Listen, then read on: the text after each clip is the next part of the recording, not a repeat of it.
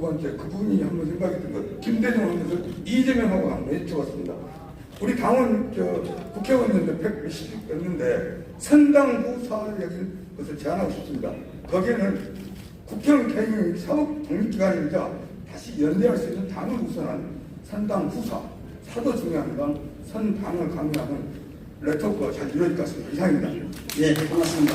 여기 안 되고 있다는 이야기인데. 네, 시켜드릴게요. 다음에 두 번째. 저는 지난번 지방선거 때 그 민주당이 패배한 두 지역에 대해서 잠깐 말씀드리고 싶습니다.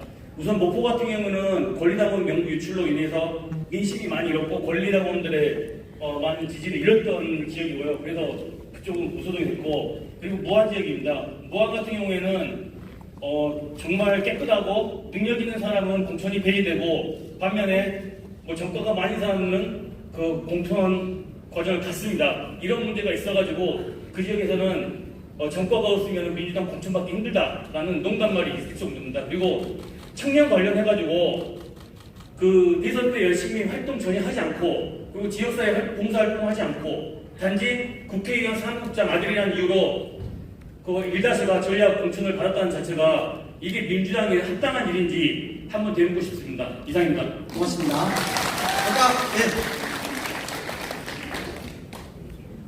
평범한 시민 남영진입니다.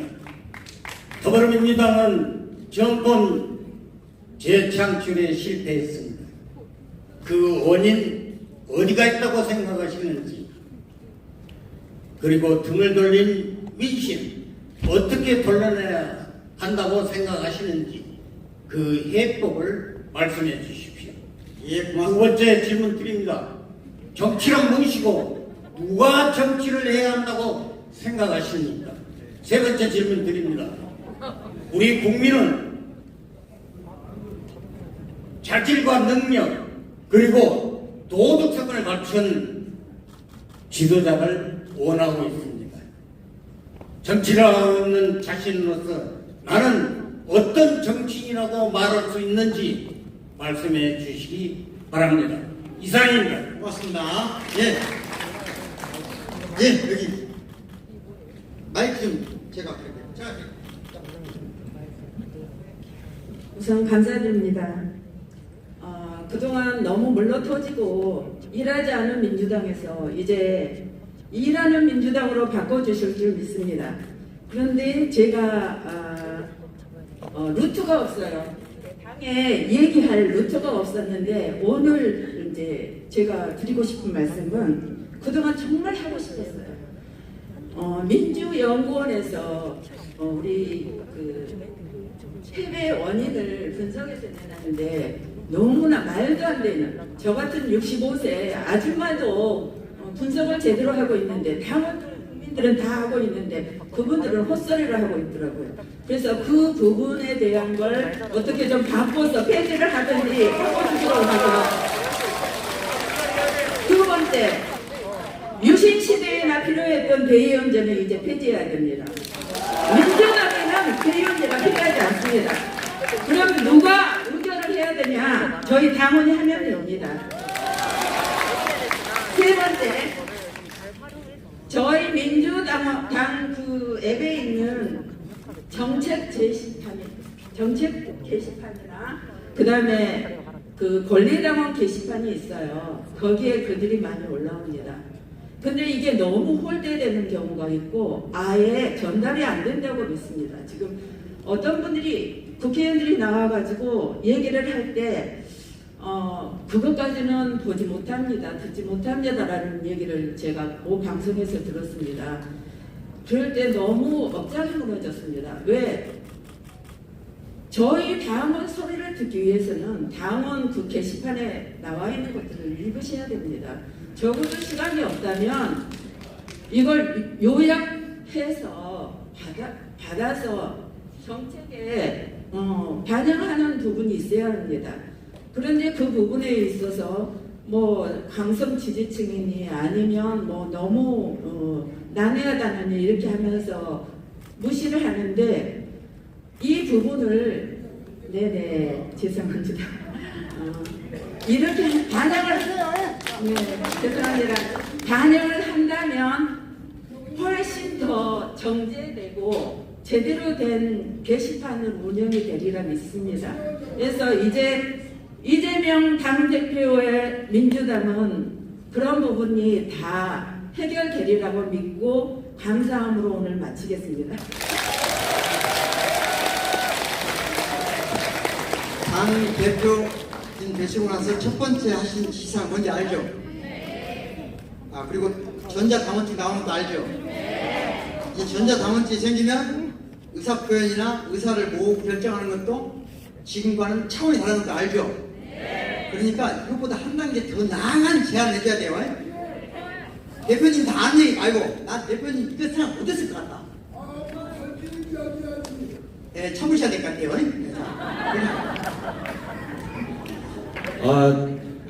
우선 당대표 되신 거 정말 축하드리고요. 저도 너무 답답한 마음에 권리당원이 돼서 이재명 대표님 그 대통령 선거 때 권리당원이 됐는데 저의 의견을 전달할 방법이 없어서 오늘 여기까지 찾아왔습니다. 지난 민주당 때 역풍을 누려서 언론개혁과 검찰개혁을 못하는 부분이 있는데 저는 그것 때문에 졌다고 생각합니다. 이번 당대표 되신 계기로 언론개혁과 검찰개혁을 반드시 완수해 주셨으면 감사드리겠습니다. 감사합니다.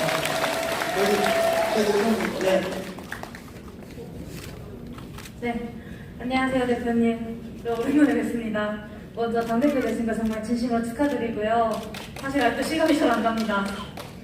말씀드리고 싶은 것은요, 오프라인 당원존 구축과 관련해서요, 저는 온라인 당원존도 좀 변화가 있어야 된다 생각합니다. 지금 더불어민주당 어플을 켜보시면은요, 준비 중입니다 라는 그 6글자가 뜨는 곳이 너무 많아요. 정말 건단계하고 정책 제안 게시판, 또 뭐 가짜뉴스 신고, 그 윤리위 신고, 이거 제외하고는 전부 다 준비 중입니다. 이거만 떠요.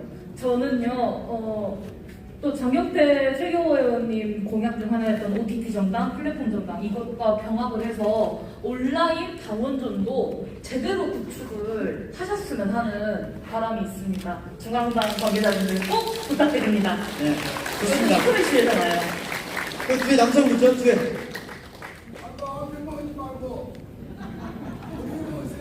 예, 좀 기다리세요. 화나시면 안 돼요.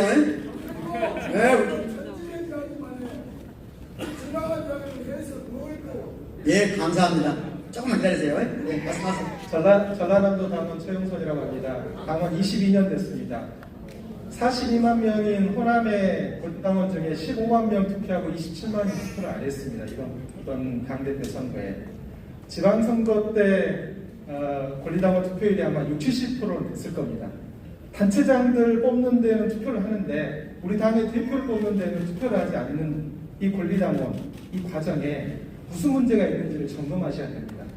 박스떼기 권리당원은 없는지, 탈당과 복당을 반복하면서 단체장과 국회의원 선거 때만 동원되는 당원들은 없는 것이죠. 주소지를 바꿔서 권리당원들이 이쪽 저쪽 선거를 통해서 옮겨다니는 당원들은 없는 것인지, 이게 호남이 민주당의 본산이라고 하는데 이 본산인 민주당이 또 호남에서 뭔가 불법과 탈법이 권리당원을 중심으로 만들어지고 있는 건 아닌지, 이게 돈선거와 조직선거에 이게 문제가 돼서 뽑히는 사람들이 너무 기득권 중심으로 계속 반복되고 있는 것은 아닌지를 봐야 됩니다.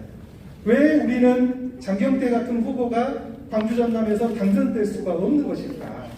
왜 우리는 광주는 평균 연령이 지금 59세, 그리고 전남은 62세, 이런 50대 후반과 60대를 대변하는 국회의원들만 계속 나올 수밖에 없는 구조니까 이게 지금 현재 시스템 공천이라는 이름으로 계속 방치되고 있는 것은 아닌지, 당대표께서 더 나은 민주당을 만드는 게 계층의 대표성들을 반영해주는, 그리고 지역에서도 다양한 실험과 혁신적인 도전이 가능할 수 있는 그런 정치인들이 나올 수 있는 구조를 만드는데 그동안의 관행과 기득권이 그거를 가로막고 있었던 건 아닌지, 이것들을 철저히 점검을 하고, 이 권리당원 제도가 저는 절대선이라고 생각하지 않습니다. 시스템 공천으로 벌어지고 있는 돈 정치와 조직 정치에 폐해의 모습도 갖추고 있다는 것들을 점검하고 대안을 만들어줄 때가 됐다고 생각합니다. 이상입니다.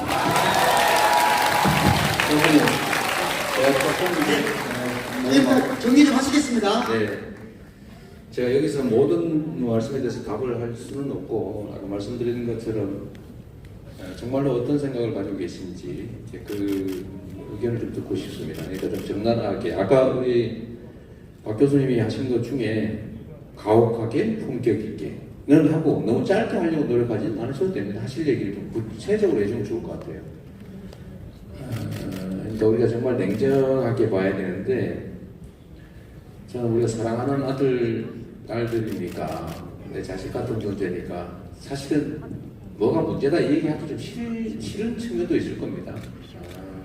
여기 어차피 오늘 하신 말씀들이 다 수많은 전국에 또 전 세계 우리 관심 있는 분들이 다 볼 것이라서 냉정하게, 사실 불편하더라도 있는 사실은 우리가 직시 또 직면해야 되고, 거기서 문제를 해결해 나가야 되잖아요. 회피하면 안 된다. 저는 있는 문제를 그렇게 생각합니다. 많은 말씀해 주셨는데, 저는 이제 민주당이 아까 말씀하셨던 저는 뭐 전혀 상황을 모르지만 들려오는 얘기 중에 이런 게 아마 문제가 있겠죠. 누구 아들이니까 뭐 유능한 사람인데 빼버렸다. 이게 아마 제일 큰 원인 중에 하나가 아닐까, 이런 것도 그냥 크게 미쳤겠죠. 그래도 우리가 광주, 전남, 우리가 주인인데 민주당의 모태인데 어떻게 우리 생각과 전혀 저렇게 반대로 할 수 있지? 어떻게 저렇게 실망스럽지? 뭐 이런 요인들이 있을 거예요. 그거를 저는 좀 찾아내고 싶습니다. 그러니까 좀 아프더라도 찾고, 그럼 그걸 어떻게 해결해 나갈 수 있겠느냐. 그 두 분이 이제 공천 말씀도 해주셨는데, 사실 뭐 그게 제일 중요하겠죠, 당 내에서는. 그럼 어떻게 하면 되는데, 문제가 있는 건 대체적으로 알죠. 아, 문제가 있으니까. 그럼 그 문제를 어떻게 해결할 수 있냐. 이런 의견들도 좀 제가 듣고 싶고요.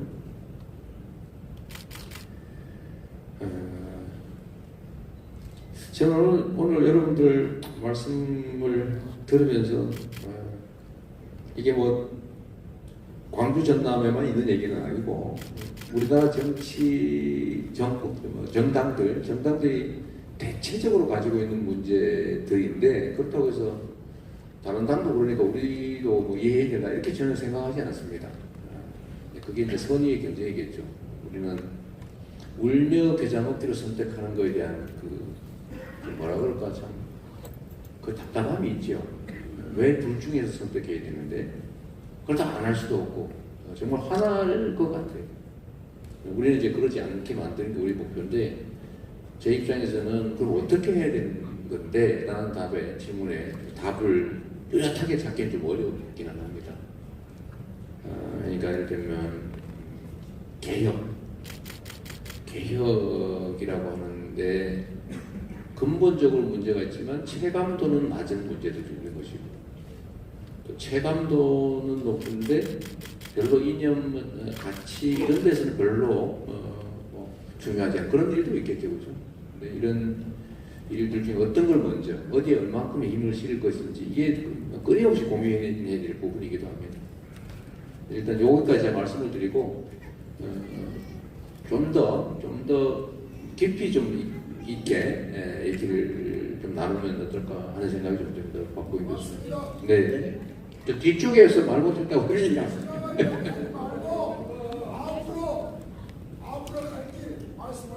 예. 먼저 한번 그 마이크 한번 주십시오. 예.